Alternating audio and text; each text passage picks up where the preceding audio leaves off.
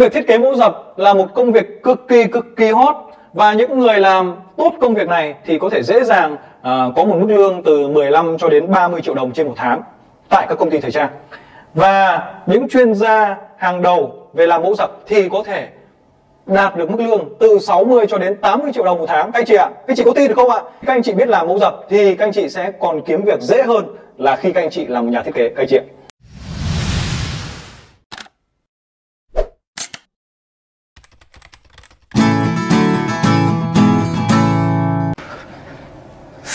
Xin chào tất cả các anh chị. Hello.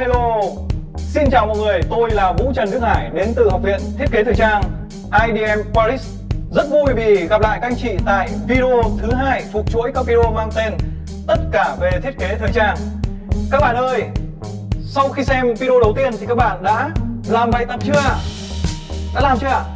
Ồ, hình như là hơi yếu đúng không? Vậy các bài tập tại video đầu tiên đó là gì nhỉ? Chúng ta hãy xem lại xem sao.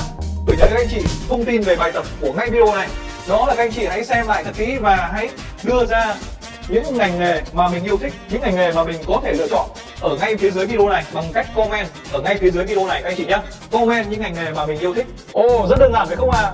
Bởi vì công việc sau khi xem xong video đầu tiên, bài tập đó là viết comment bình luận ngay phía dưới video đó những ngành nghề mà các anh chị đang làm hoặc những ngành nghề mà các anh chị yêu thích, để chúng tôi có thống kê và biết được những ngành nghề nào mà các anh chị quan tâm nhất. Sau đó chúng tôi sẽ lựa chọn để thực hiện các video, các chủ đề theo những ngành nghề đó, những ngành nghề mà các anh chị quan tâm nhiều. Có một điều nữa là rất vui khi video đầu tiên được đưa lên thì chúng tôi nhận được rất nhiều sự quan tâm của các anh chị em, và hy vọng là sẽ còn nhận được nhiều sự quan tâm nữa. Những ai chưa xem video đầu tiên thì sau khi xem video này hãy search tìm video đầu tiên để xem các anh chị nhé. Chia sẻ thêm là video đầu tiên tôi đã thực hiện trong một thời gian rất nhanh, đó là hơn 10 ngày trong một video 16 phút. Wow, như thế có nhanh không ạ? Tôi nói vui vậy thôi, thực sự là không nhanh chút nào. Bởi vì có thể là do tính cách của tôi khá là cầu toàn và kỹ tính, cho nên tôi cần mọi thứ thật chỉnh chu và hoàn thiện. Vậy nên là có những phần tôi quay tôi nói đi nói lại, có khi quay đi quay lại đến 30 lần, rất là lâu. Vì vậy từ công đoạn quay cho đến lên nội dung này, cho đến dựng hình các thứ, nó khá tốn kém thời gian và phải đầu tư công sức. Và tại video này, bắt đầu từ video số 2 này, tôi sẽ thay đổi cách làm việc. Mục tiêu của chúng ta là làm thế nào để có được những kiến thức thời trang chuyên nghiệp gửi đến các anh chị nhanh nhất, sớm nhất có thể. Cho nên cái phần chỉnh chu về lời nói của tôi sẽ giảm bớt đi và tôi sẽ làm nó nhanh hơn. Quan trọng duy nhất là phần chất lượng về nội dung thôi. Nếu trong quá trình các chị xem cái video này của tôi mà thấy tôi nói nó hơi vấp một chút hoặc nó hơi một chút thì các chị hãy bỏ qua cho tôi nhé. Bởi vì mục tiêu của chúng ta là làm thế nào để ra được những cái video nó nhanh nhất với kiến thức hay nhất. Quay lại chủ đề của ngày hôm nay. Ở video số 1 chúng ta thấy rằng IDM Paris đã giới thiệu một cách tổng quan các kiến thức về thời trang, các ngành nghề có trong thời trang nói chung, và đó chỉ là những thông tin mang tính chất bao quát, nó chưa chi tiết. Thì ngay tại video số 2 này, các anh chị sẽ được chính thức bước vào tìm hiểu cụ thể từng ngành nghề chi tiết, từng ngành nghề quan trọng. Và trong những cái video như thế này thì nó sẽ có 2 phần chính. Số 1 là lý thuyết và thứ 2 là phần hướng dẫn thực hành cụ thể. Wow, như thế có tuyệt vời không ạ? Đương nhiên là rất tuyệt vời rồi, bởi vì trong những video miễn phí như thế này mà các anh chị sẽ được nhận vừa kiến thức xịn sò, vừa những cái phần hướng dẫn cụ thể thì còn gì tuyệt vời hơn, phải không ạ? Vì vậy hãy luôn luôn tập trung theo dõi tất cả những video của chúng tôi và đừng bỏ qua một chi tiết nào các anh chị nhé. Và ngay bây giờ chúng ta sẽ tìm hiểu công việc thú vị đầu tiên trong thời trang, đó là thiết kế mẫu dập. Thiết kế mẫu dập hay còn gọi là cắt mẫu, ra mẫu là một trong những công việc quan trọng trong thời trang các anh chị ạ, và nó nằm ở số thứ 39 trong danh sách video số 1 mà tôi đã liệt kê. Thiết kế mẫu dập là gì? Vâng, nó là công việc tạo nên những cái miếng, những cái đinh trên vải, và sau đó chúng ta cắt những cái miếng này đó đem ra đi may, tạo ra một cái sản phẩm thời trang cụ thể. Đây là một công việc rất quan trọng. Vì sao vậy? Vì nó sẽ giúp cho biến ý tưởng của nhà thiết kế từ bản vẽ thông qua việc làm mẫu dập và may để tạo ra những sản phẩm thực tế từ ý tưởng thành sản phẩm cụ thể các anh chị nhé. làm công việc này thì sẽ tạo ra những cái miếng, những cái hình trên giấy hoặc là trên bìa, và sau đó chúng ta đặt những cái miếng giấy, miếng bìa này lên vải. Chúng ta sẽ vẽ và chúng ta sẽ cắt miếng vải theo những cái hình này. Những cái miếng, những hình này chúng ta gọi là mẫu dập, và người tạo ra những miếng, những hình này chúng ta gọi là người thiết kế mẫu dập các anh chị nhé. Ngày xưa thì chúng ta có thuật ngữ gọi là cắt may. Vì sao có thuật ngữ này? Vì ngày xưa với phương pháp làm ngày xưa là chúng ta vẽ trực tiếp lên vải bằng phấn và sau đó chúng ta cắt luôn, cho nên chúng ta gọi là phương pháp cắt may. Nhưng với phương pháp làm việc chuyên nghiệp như ngày nay thì chúng ta sẽ không còn làm theo phương pháp đó nữa. Cho nên tôi đề nghị từ nay chúng ta sẽ không sử dụng từ cắt may nữa, mà chúng ta sẽ chỉ sử dụng từ thiết kế mẫu dập các anh chị nhé. Và nước ngoài tiếng Anh người ta gọi là pattern maker, tức là người thiết kế mẫu dập. Từ đó nghe nó rất đẳng cấp và xịn sò hơn rất nhiều là chúng ta sử dụng từ cắt may, nghe nó cứ thế nào nhá. Thứ tư đó là những người đang làm tại vị trí cho các thiết kế kỹ thuật cho các công ty thời trang. Những người đang làm có thể công việc thiết kế mẫu dập tự do, chuyên làm các mẫu dập theo các cái đơn hàng nhận về nhà làm, hoặc làm cho các cái xưởng, những cái shop thời trang, vân vân.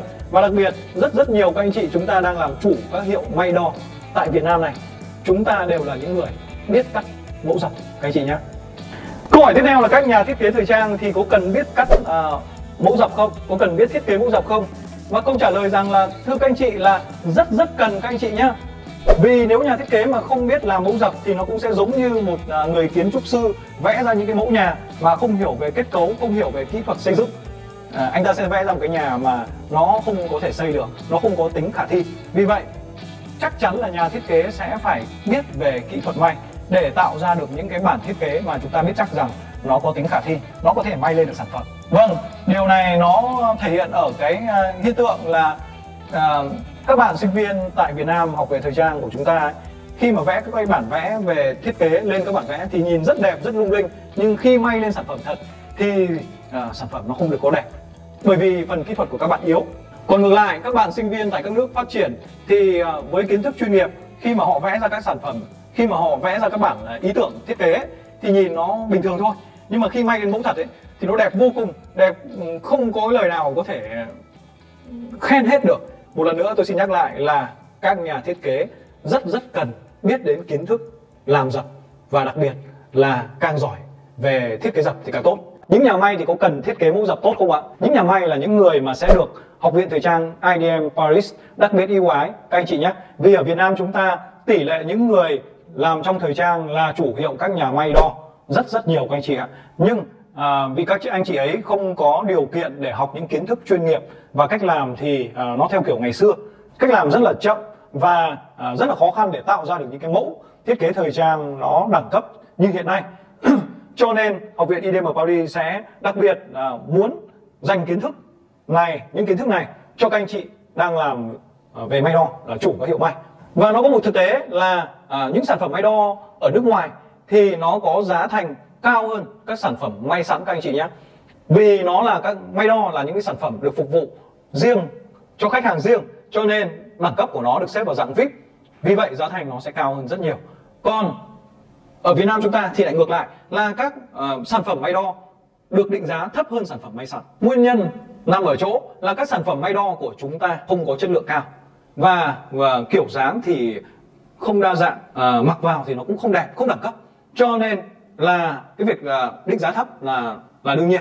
Các anh chị nếu muốn mình thành công, nếu muốn mình thay đổi được cách làm cũng như có nhiều tiền hơn, bán được sản phẩm giá cao hơn, thì hãy chú ý theo dõi tất cả những kiến thức tại các video của chúng tôi.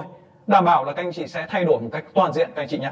Và còn một điều nữa là khi các anh chị muốn trở thành một chuyên gia thiết kế mẫu dập thì các anh chị phải có cách học bài bản các anh chị nhé. Cách học bài bản đơn giản đó là học từ căn bản đến nâng cao.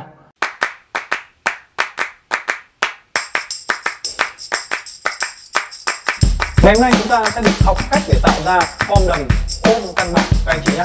Khi chúng ta đã có form đầm ôm căn bản này thì chúng ta có thể phát triển ra rất nhiều form đầm kiểu khác nhau với độ phức tạp khác nhau. Vì vậy việc tạo ra mẫu form đầm ôm căn bản như này rất là quan trọng. Nhắc lại một nữa, các bạn hãy tập trung vào phần này. Ai đang làm cái gì như là nấu cơm, nhặt rau hay là đang tiếp khách thì tạm dừng hết, bởi vì video này phần sau đây rất quan trọng. Hãy tập trung hoàn toàn vào video này, chỉ vài phút thôi. Và ngay tại video này, IDM Paris sẽ chơi lớn luôn các anh chị nhé. Sẽ hướng dẫn luôn cho các anh chị chúng ta thực hiện form đầm ôm căn bản bằng phương pháp đẳng cấp xịn sò. Đó là phương pháp 3D. 3D dropping. Chúng ta sẽ được làm form này ngay trên lăn canh này anh chị nhé.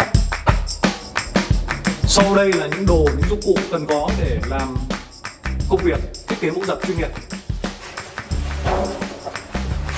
Đầu tiên đó chính là giấy và bìa để chuyên làm dập. Thứ nhất là giấy làm dập là loại giấy màu nâu nhạt có độ dai. Giấy này chúng ta sẽ sử dụng rất là nhiều để chúng ta làm tất cả những cái loại dập các anh chị nhé. Giấy này thì nó có những cái định lượng khác nhau và giá thành khác nhau. Có loại là 150.000 cho đến 230.000, 240.000 trên 100 tờ. Cái này là khổ A1. Đó. Thứ hai là bìa. Bìa thì bìa làm dập chúng ta sẽ dùng ít hơn, sẽ dùng làm những cái form dập căn bản, form dập gốc thì chúng ta sẽ sử dụng bìa này để chúng ta có thể sao ra nó dễ dàng hơn.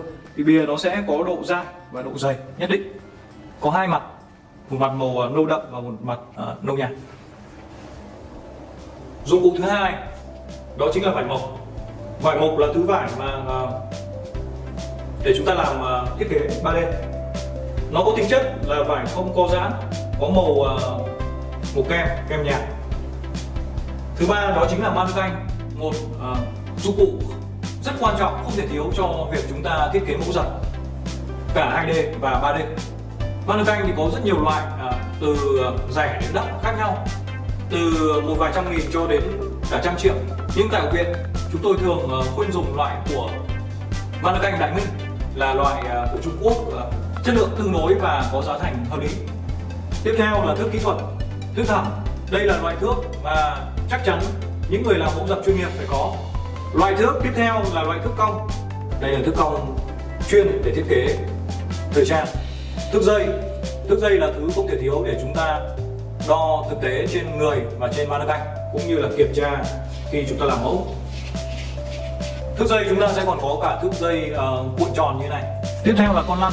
Con lăn này với mục đích là để sang dấu. Còn đây là kìm bấm dấu, một dụng cụ để tạo ra những cái dấu bấm, dấu khớp trên mẫu. Chúng ta cần một cái bút dạ màu đỏ, đầu bé, cần một cái bút mực, có thể là màu đen hoặc màu xanh, bút chì kim và bút chì gỗ, băng dính bé và băng dính lớn. Băng dính bé loại 1,5 và băng dính lớn loại 5 cm.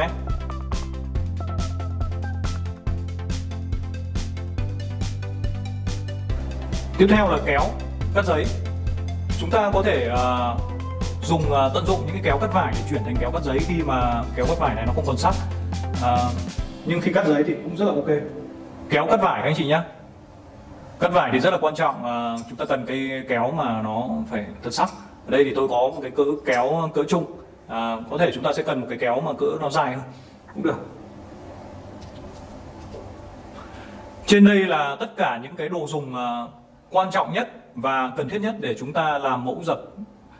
Và trong những cái đồ này thì những cái đồ mà tôi đánh dấu sao là những đồ đặc biệt quan trọng và không thể thiếu để chúng ta thực hành bài tập ngày hôm nay. Trước khi chúng ta làm thì chúng ta sẽ cần vẽ cái phần phác thảo ở trên cái bản vẽ này. Không biết các anh chị nhìn có rõ không ạ?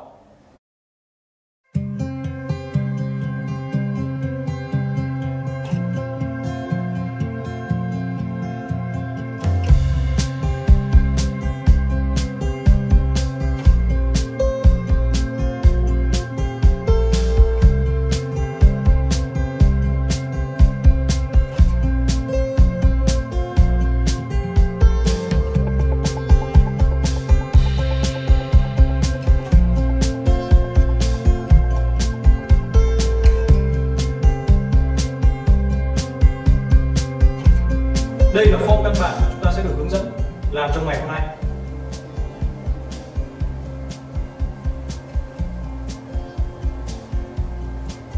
Tiếp sau đây thì chúng ta sẽ đến phần phân tích cái mẫu này để chúng ta tính toán cái phần mà chúng ta cần bao nhiêu vải như thế nào.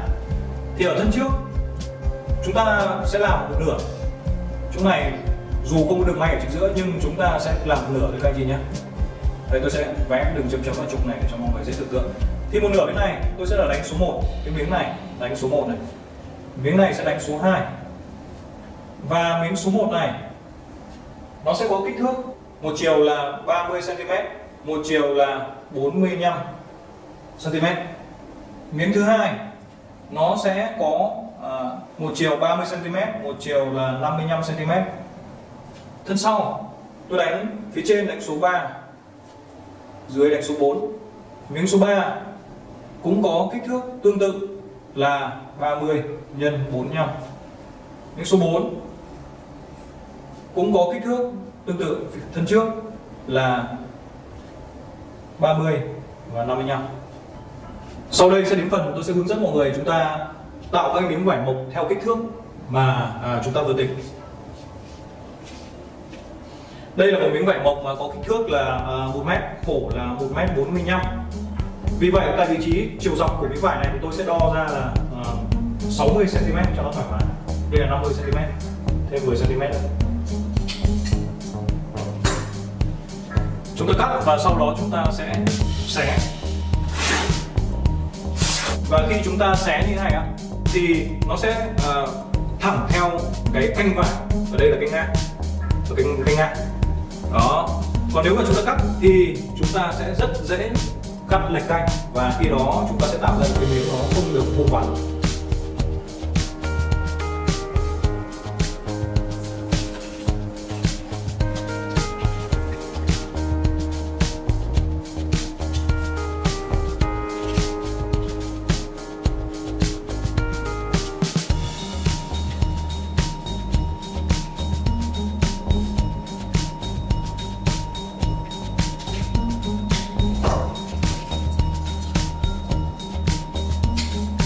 Chúng ta lấy kéo bấm tại những vị trí đánh dấu và để sau đó chúng ta sẽ xé,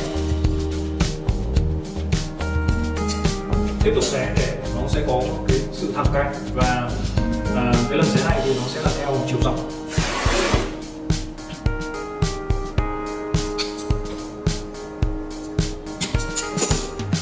Cho đỡ bị dài quá.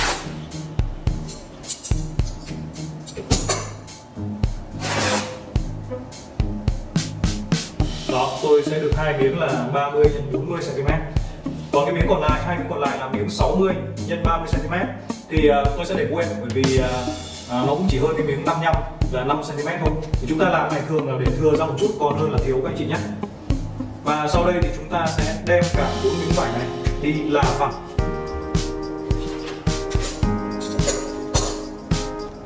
Ta sẽ đánh số cho cả 4 miếng vải này. Đầu tiên là miếng số 1.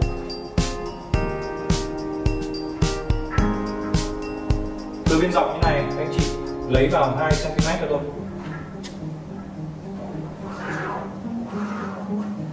Chú ý các anh chị, chúng ta đo từ biên vào ở hai đầu.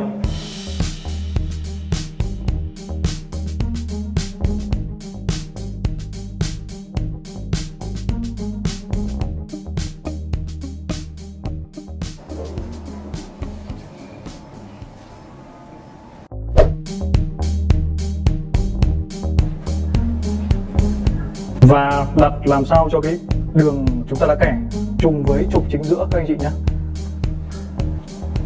Đó, nâng làm sao cho miếng vải chúng ta sẽ nằm ở phần chính giữa của cái khu vực này. Ta sẽ lấy ghim, được ghim vào đây. Ghim để giữ miếng vải. Kỹ thuật ghim là ghim thành hình chữ V thì cái miếng vải nó sẽ không bị xô lệch.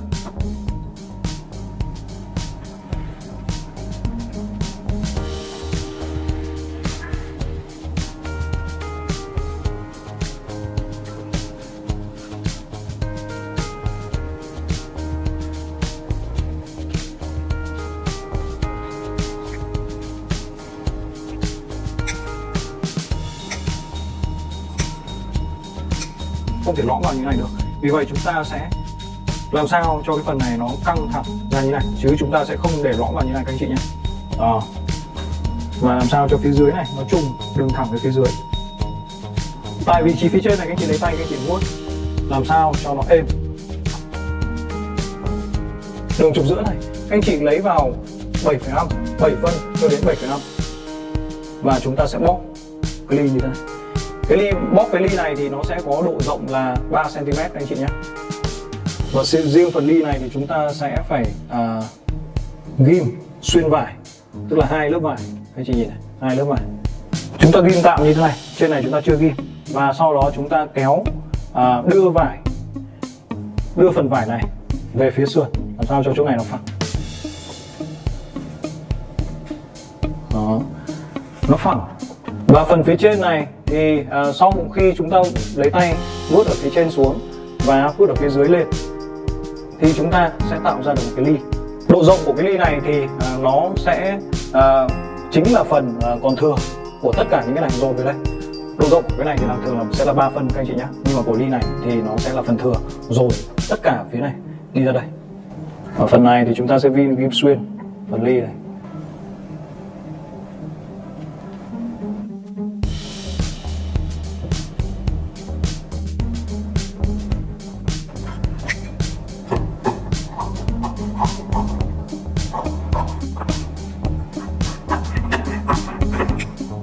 Các anh chị, chúng ta sẽ lấy cái bút dạng màu đỏ và cái thước để chúng ta sẽ vẽ đường chu vi.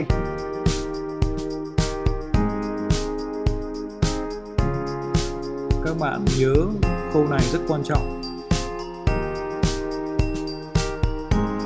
sẽ giúp cho chúng ta định hình được cái hình của miếng dập sau này, và để cho có đường xác định cho phần miếng vải tiếp theo đắp lên trên miếng vải thứ nhất.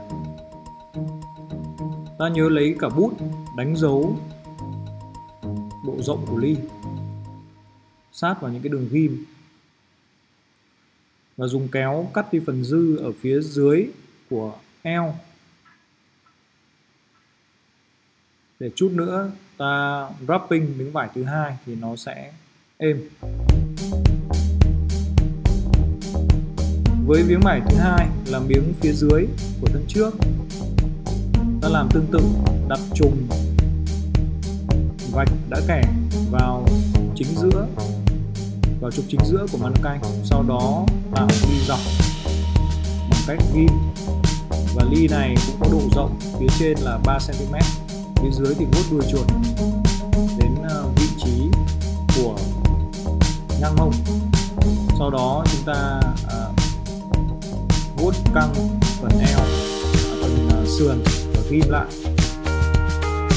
Tiếp đó dùng bút để vẽ đường chu vi xung quanh của miếng thứ hai. Ta lấy kéo cắt bớt phải phần vầy dư ở sườn và bấm nhạc. Làm phía sau wrapping. Anh chị nhìn con số ở phía trên. Vì phía sau phần treo khóa sẽ không phải là đường thẳng, cho nên là ta sẽ đính theo vị trí mà đã ghi trên con số. Sau đó tạo ly dọc hướng xuống phía mông. Độ rộng của ly vẫn là 3 cm, hướng phía dưới vòng mông, vuốt nhọn đuôi chuột. Sau đó căng cái phần vải ra bên sườn và chúng ta ghim. Dùng tay khéo léo vuốt cho phẳng đều.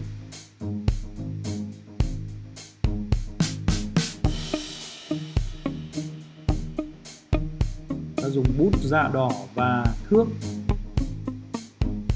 để vẽ đường chu vi xung quanh. Phần sườn nhớ trùng với đường chu vi sườn của thân trước.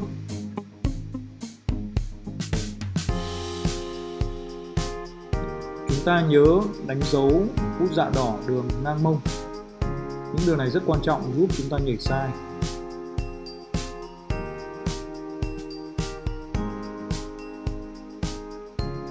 Miếng thứ tư là miếng thân sau phía trên, có các đường kẻ, các con số giống như miếng phía dưới của thân sau. Chúng ta cũng bắt đầu ghi và tạo ly dọc.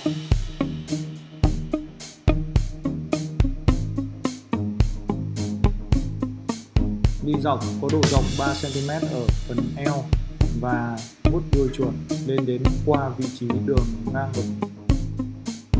Ta cắt các đường ghim xung quanh nách, và sau đó vuốt phẳng để ghim đường sườn, cắt đường dư ở cổ và tạo một ly nhỏ ở trên vai. Ly này rất là quan trọng. Tôi sẽ giải thích kỹ về phần ly này ở một cái bài khác. Chúng ta dùng thước và bút dạm đỏ để vẽ đường chu vi xung quanh của miếng thứ tư này.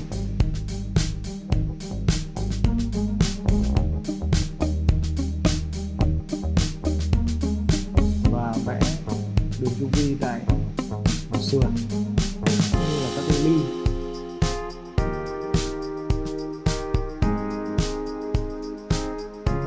Và chúng ta vẽ đường ngang ngực đằng sau.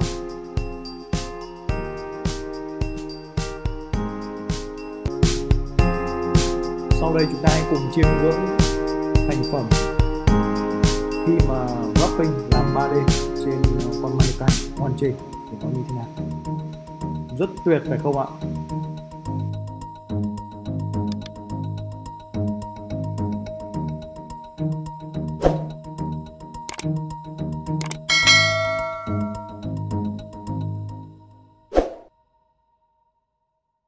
Vâng, tôi đã quay lại đây nhưng mà không phải là quay lại với phần bài tập hướng dẫn cho các chị, vì phần hướng dẫn vừa rồi sẽ tạm dừng ở đây để các anh chị sẽ có thời gian chúng ta hấp thu kiến thức, và quan trọng là các anh chị sẽ có thời gian để chúng ta thực hành bài tập đến cái phần vừa rồi tôi hướng dẫn.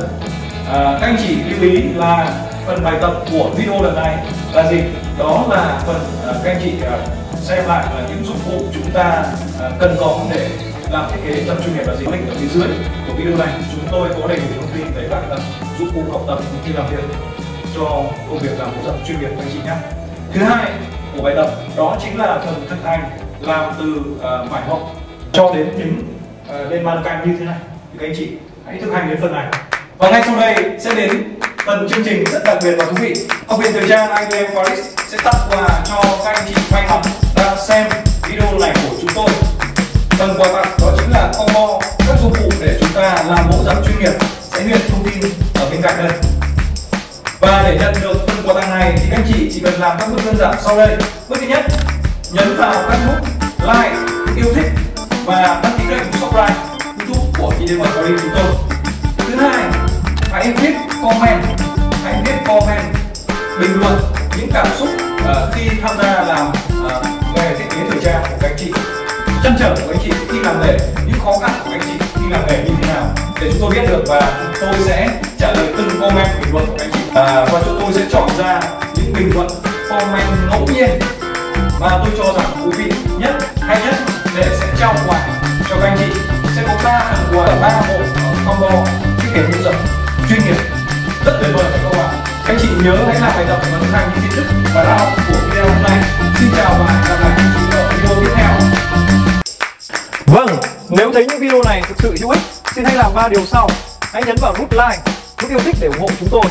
Thứ hai là nhấn vào nút subscribe để đăng ký kênh, và sau đó nhấn vào hình quả chuông để các bạn sẽ biết được những video mới sớm nhất.